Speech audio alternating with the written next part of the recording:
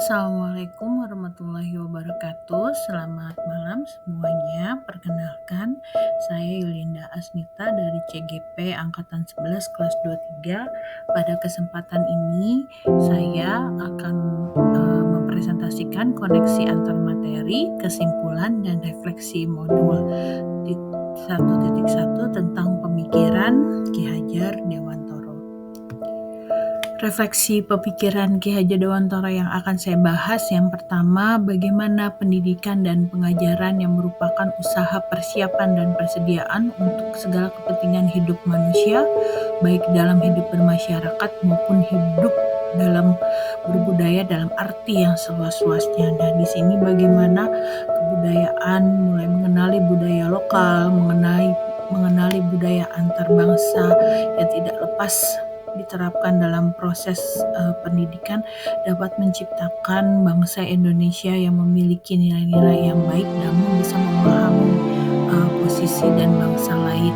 Nah, di sini peran budaya dalam pendidikan itu tidak bisa dilupakan.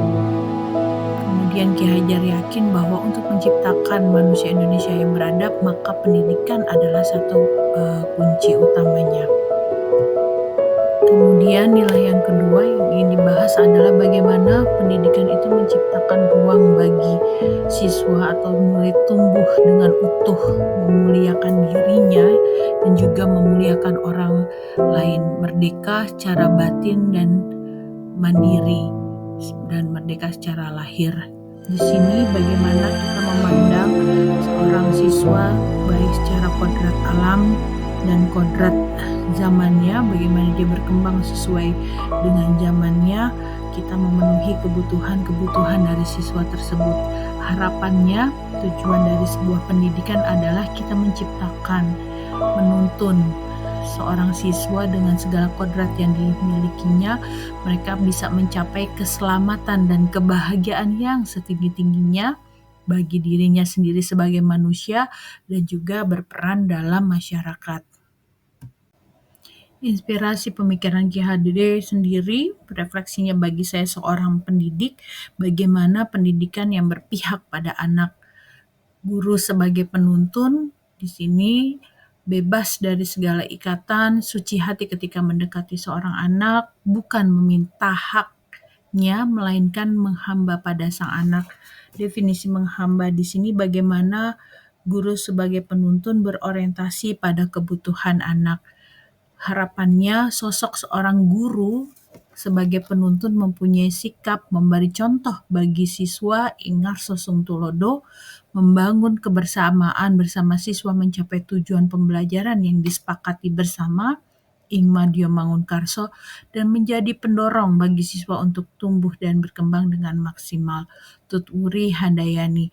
Nilai-nilai ini bagi saya cara pribadi merupakan inspirasi yang menarik ketika di dalam kelas, bagaimana kita memperhatikan anak-anak kita sesuai dengan karakteristik mereka yang sangat unik. Selain itu, bagaimana seorang guru bisa melakukan diferensiasi dalam pembelajaran dengan melihat dari karakteristik anak-anak di kelas masing-masing.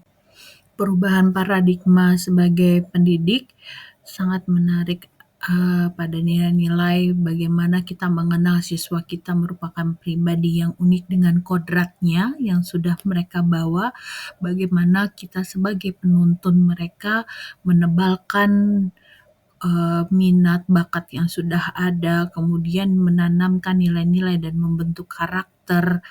Nah, pembentukan karakter ini berbasis pada nilai sosial budaya yang ada di sekitar anak-anak, khususnya untuk anak-anak yang bersekolah di Jakarta, mulai dari nilai budaya Betawi, budaya nasional, nilai-nilai yang baik secara sosial budaya ditanamkan melalui pembiasaan-pembiasaan. Bagaimana seorang penuntun itu kemudian memperkenalkan nilai yang positif, kemudian bagaimana menangani nilai-nilai yang negatif yang masuk pada diri anak sehingga anak terbentuk pada nilai-nilai yang baik di dalam masyarakat. Proses ini bisa kita manfaatkan melalui pembelajaran yang menyenangkan bagi seorang anak, khususnya anak-anak sangat suka bermain, bagaimana permainan tradisional, games memperkuat materi dalam pembelajaran ketika anak-anak merasa bahagia berada di kelasnya, belajar dengan diferensiasi pada materinya, pada asesmennya, kemudian pada proses kegiatan pembelajaran yang telah dirancang oleh guru. Tentunya di dalam kelas saya sendiri sangat menarik, inspirasi yang didapat pada modul 1.1 ini tidak hanya memberikan pembiasaan yang bernilai dasar dari sosial budaya yang diterapkan dalam budaya sekolah seperti sholat berjamaah, mengaji, kemudian peduli dengan lingkungan sosial, bagaimana proses pembelajaran juga melihat fenomena permasalahan yang ada di sekitar anak-anak sehingga anak-anak terlatih untuk problem solving terhadap permasalahan yang ada. Nah, tujuan dari pembelajaran itu sendiri juga diharapkan dapat membekali anak-anak untuk di kehidupannya nanti sesuai dengan zamannya. Bagaimana mempersiapkan mereka bisa mandiri dan juga berguna bagi lingkungannya. Sangat menginspirasi lagi ketika anak-anak juga harus diperhatikan bagaimana kesehatan jiwa dan raganya, maka dalam prosesnya kita harus memperhatikan kesehatan gizinya, fisiknya, jiwanya, dan juga lingkungannya. Tentunya setelah mempelajari tentang kebutuhan, apa yang dibutuhkan seorang anak, kemudian nilai apa yang bisa dibawa anak untuk membekali hidup mereka, sangat menarik bagi saya secara pribadi bagaimana tantangannya menciptakan proses pembelajaran yang menarik sesuai kebutuhan anak di zamannya, membekali dia dengan keterampilan, kemudian bagaimana lingkungan pembelajaran yang menyenangkan bagi anak sangat menarik bagi secara pribadi untuk membuat diferensiasi dalam kegiatan pembelajaran di kelas saya. Demikian refleksi dan kesimpulan di materi pemikiran Ki Hajar Dewantoro untuk modul 1.1. Terima kasih telah menyimak. Wassalamualaikum warahmatullahi wabarakatuh.